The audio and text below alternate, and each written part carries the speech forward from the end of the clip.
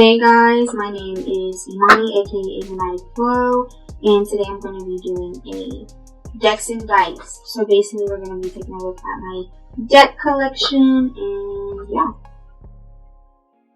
Again, we are judging based off the same criteria. So shuffle ability, durability, inclusivity, travel ability, uniqueness, or whether it has its own voice, and then 3 words to describe it. So this is the Wildly Tarot. I'm not sure. Yeah, Wildly Tarot deck. This is simple as can be. It is in a flashcard type format, I guess you could say. It has different suits, colored by different colors, suit details, 3 words to describe it, symbols, astrology heavy. This is basically for a beginner. This is for learning. It has color coordination. I love this bag that it comes in. It only comes in that bag, and I think there's only one card that's considered like an intro or guide card, because it's all here. The information is all here. This is your full 78 cards of the major and minor arcana, plus 5 moon cards. This is made by Holly and Esther of Wildly Tarot Podcast. And these are compact and sturdy, but visually, I'm not sure if you guys can tell. It's better if I do it like that. It's kind of starting to wear and tear around the corners, and I don't really know why that is.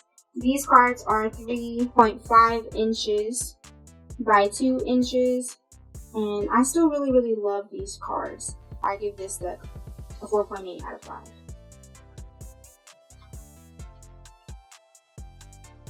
Next we have the Rider-Waite-Smith deck, and this is the miniature edition. You really can't say too much about this. Just like the Wildly Tarot, it's very compact. And my 3 words to describe this would be compact, classic, and firm. They have a little ode to Smith in here, because not a lot of people really know about her. There's not too much I can say about this deck, except for praising its size. It comes with a guidebook. This is 56 pages, I believe. And these cards are around 2 and 15/16 by 1 3/4. I'm not good at regular rulers, but that's what it is. It's small as fuck. That's really all you need to know about it. Let's see. Is it inclusive? No, because the standard deck is not inclusive. Although I give this deck a 4.8 out of 5, because what can you really expect? Okay. Next up, we have the Accurate AF Tarot. I really was excited for this deck. This deck is by Prism and Fleur. I think they're based in Australia. And these are circular cards. You don't really go for that. Or I did. This is another deck that is really good for beginners. The 3 words I would use to describe this is airy, starseed vibes, let's see, and ethereal. This is a really ethereal deck. Probably also mixed media, stacked, all such as that. It has gold foiling on the sides, and this is just a really pretty deck. One thing about this deck is that it is not inclusive. It's diverse-ish, but the imagery is really pretty. So they have Dawn, they have Empress. That's kind of why I wanted this deck. I really love that card. I can't find the other suits. They have Fortitude. But yeah. So another bonus to pick I have with this is that it was severely overpriced. I think it just came out in 2020, so I'm not sure if they're going to be changing the prices any soon. But for what I paid for it, I was a little bit disappointed, though I love the new take on it. It doesn't have any guide, because all you would need are, if you're a beginner, are these two words that are on either side of each card. These are 10 centimeters round. The box is kind of flimsy. Like, I don't know if that came with shipping or what. They're very flimsy, but they're not good for shuffling. I don't like how it goes synchronicity, the number 1, and then manifestation, and it's kind of level and kind of even. I don't know if you can see that. But then here, it's off. Like, it's off to the side a little bit. I don't know what that's about. I don't really like it. It makes it look a little shoddy. So, shuffling is kind of intense.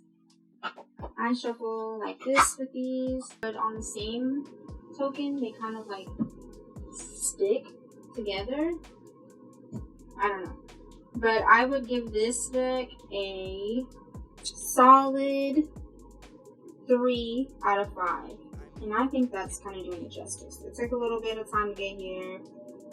I think it took like over 2 months.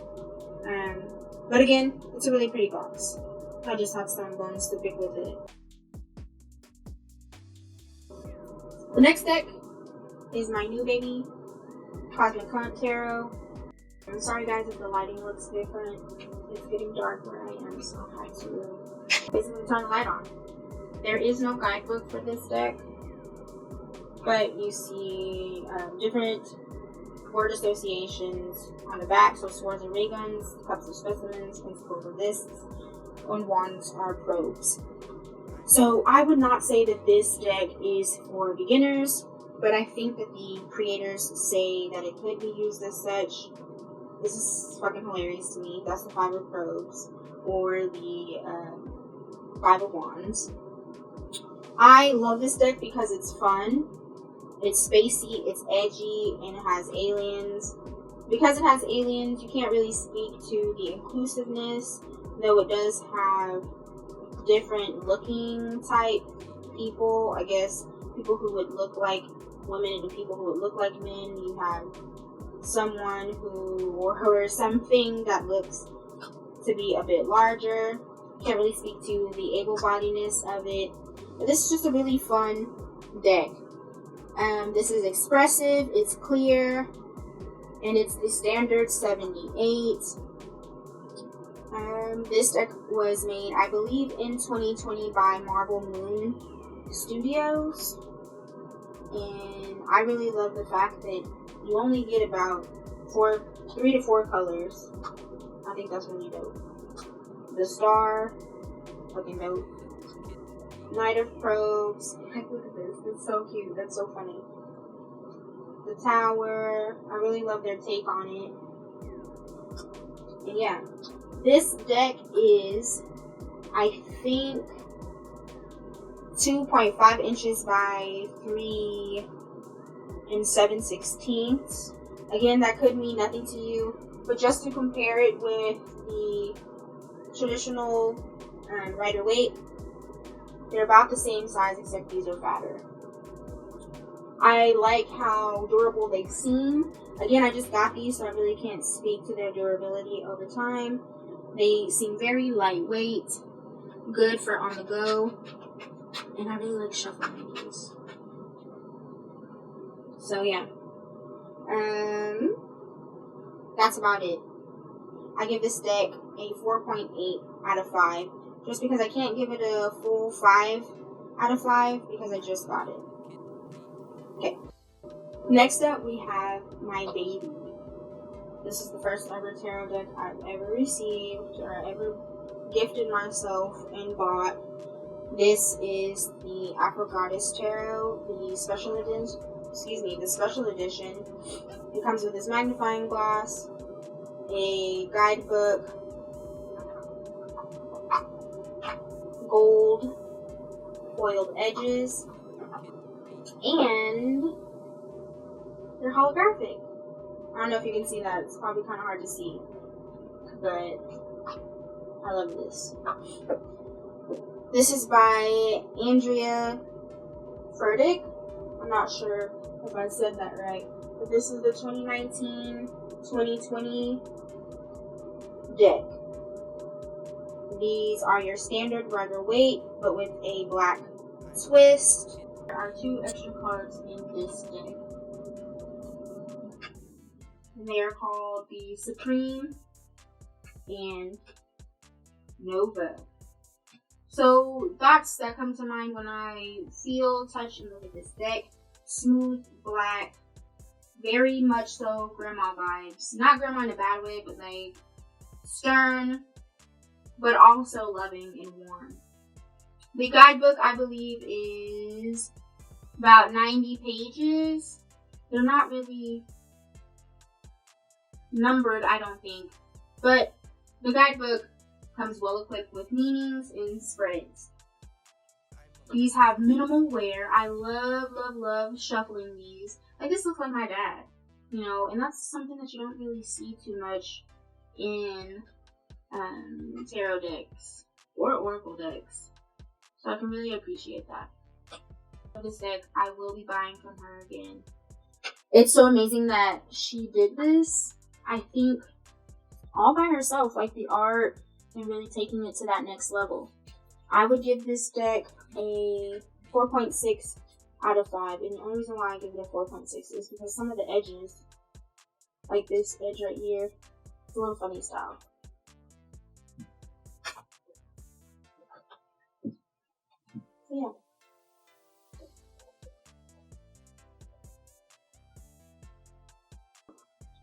Next up, we only have one more. After this, this is the Women in Science Tarot by Massive Science with a 96-page guidebook, and it is the full deck. This guidebook is so pretty. I really love this deck because I am a science nerd. Has some of the meanings, has the major arcana, but then your suits basically speak to different women in science. So it's really good also too for just learning in general. Okay. I do have a bone to pick with these cards. They are very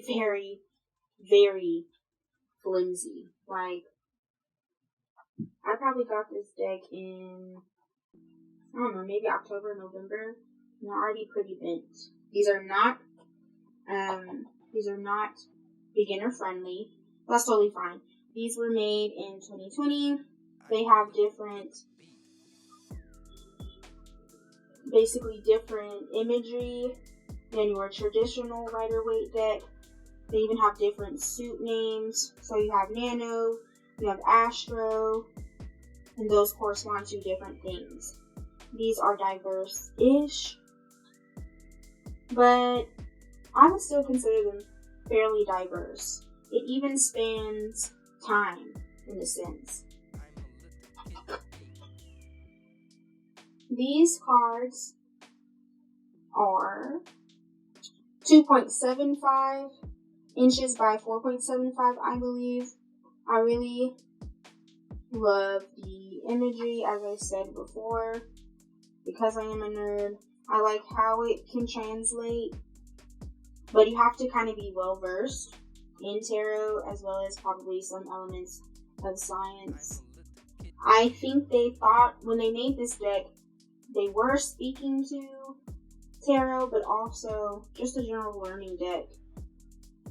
And again, my biggest bone to pick with it is that the deck is flimsy. I don't really like that at all. So I would give this deck a 4.5 out of 5.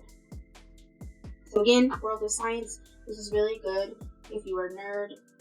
And this is also really good if you like to overlap science with metaphysics or spirituality. I really love this deck for that reason, though I don't like it for some other reasons. Lastly, we have the Akamara Tarot, which I really have been getting into a lot more. So it comes with a guidebook that is extremely expensive. It looks like it is a true labor of love. You have a whole different numbering, or not numbering, but naming system. I'm not sure if you guys can see that. There's a whole different naming system. Let me see. Baba calorie, E a calorie. It has a common name, ruled by, element, yes, no, whether it's upright or in reverse, the general meaning, bottom line. And then some other times that you visit this book, you could write your initial thoughts, what different cards mean to you, like what this card represents to you, all of that. So this really seems like a labor of love, and I appreciate it a whole lot. The vibe of this deck is ancestral, personal, but it's not necessarily beginner friendly. I feel like that's why this guidebook is so expensive, because the imagery, like Two of Swords going from Rider-Waite-Smith to this would be very, very stark for some people. But I love it. It has foiled edges, it's matte, it's luxe, it's historic, it's rich, it's personal. And it only comes in 3 colors, gold, white, and black, which I love. I love a good deck that's pretty simple. You're never going to find me with a deck that is too heavy on the eyes. I give this deck a 4.9 out of 5. There are some smudges, but in my mini review, I talked about how that would make this perfect for being strictly a personal deck. It is beautiful, though it does have that feature. It's kind of hard to shuffle, but I feel like after some time, it'll loosen up a bit. Like, you really have to spend time with this deck. Like, you physically need to spend time with this deck. It's simple, it's minimal, it's legible. It's 350 GSM. I haven't said that about any of the other decks, but that basically just means baby is thick with 5 C's. And that's totally fine, because what you give up, basically, in shuffleability, you keep in durability. And I believe that these will last me a very, very, very long time. I might be a little bit biased, but I love this deck just as much as I love Afro Goddess Tarot. And I don't think it's any coincidence that these are both ancestral linked, especially with the diaspora and black folks. Look at this. I'm not sure if y'all can see that. A revelation card instead of the standard. This is next level for me. Goddess of Cups, Four of Swords, I say, fucking dope. So I love this deck too. It's one of my favorites. This would also be considered a specialized and indie deck, and I think the designer is coming out with an Oracle deck soon. But yeah. Lastly are my dice. These are honestly standard D&D dice. They didn't take too much. Some people get super high dollar dice. I'm not that girl. But yeah, 1 dice are for people that I read, and 1 set of dice are specifically for me. This one has 6 because I lost one. This one has your standard 7. So these have your D6, has your percentile dice. I like these because these were a mystery. Like, I clicked the order for just a mystery bag, and that's what I got. And then those, again, are personal. Some people do, it's not really a review, but some people do dice rolls or casting lots for yes, no questions, numerology, anything like that. And I think these are very easy for on the go. That's why I like these. Sometimes cards, it's hard to take with you. This is just 7 things that you have to keep up with. You can make your own meanings, or you can find some type of book. And yeah. Okay guys, thanks for sticking with me and looking at my decks and dice. Let me know what your favorite deck is. Let me know if there's a deck that I should check out. I hope you guys have a lit day today. Stay safe, stay sane, stay spiritual. Peace.